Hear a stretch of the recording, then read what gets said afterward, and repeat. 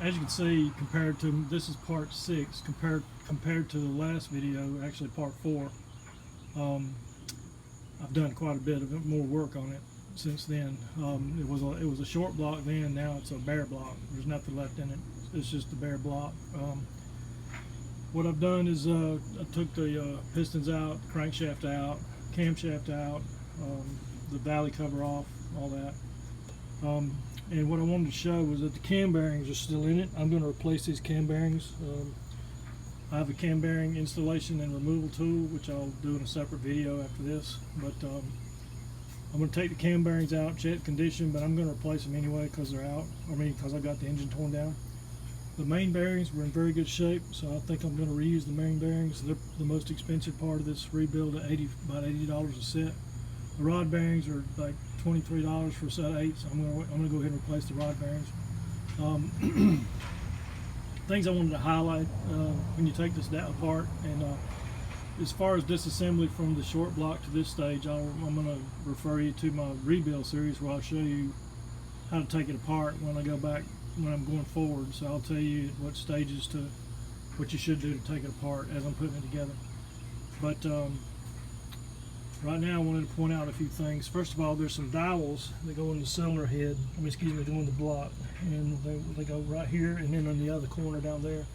And those dowels locate the cylinder head on the block.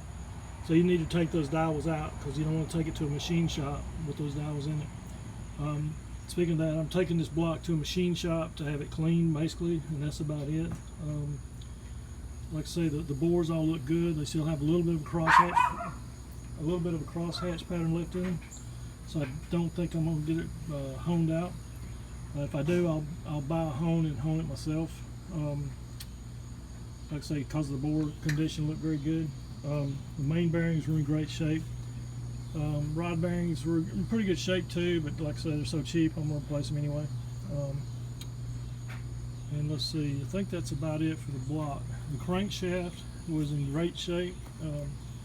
I'm going to take it and have it cleaned, and I'm going to have them polish the journals just to smooth them up a little bit.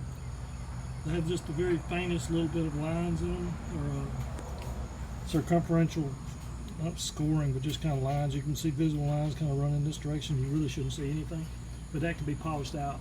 And polishing doesn't take very much off the surface, so the standard bearings will still fit. So to recap, I'm taking the crankshaft, the block, and the cylinder heads, which are still in the shop. I'm going to bring out and put them in the truck in a minute. But I'm taking them to a machine shop tomorrow, primarily to have things cleaned up. It's just worth it to me to pay somebody else to do all the cleaning, especially on the heavier items, because they have a machine, a hot tank or a hot machine they put it in, and it spins it around and soaks it with chemicals in all directions, so they can clean it a lot better than I can. So that's about it. The block, the crank, the heads are going to the shop tomorrow, and hopefully if they can get it cleaned by this weekend or this Friday, I'll get it back so I can start putting this thing back together on the weekend.